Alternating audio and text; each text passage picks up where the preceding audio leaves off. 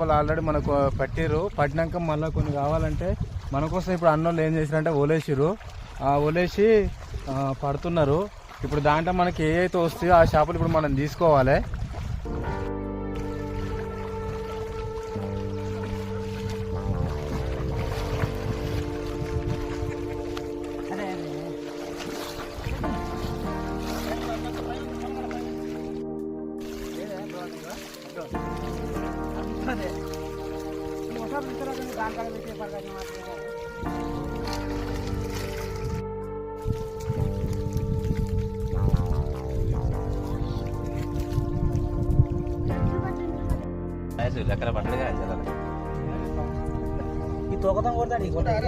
కొర్రమట్టలు అది ఇంకోటి ఏందన్నా జల్ల కొర్రమట్టలు జల్లలు పాపులేట్లు అన్నీ ఉన్నాయి.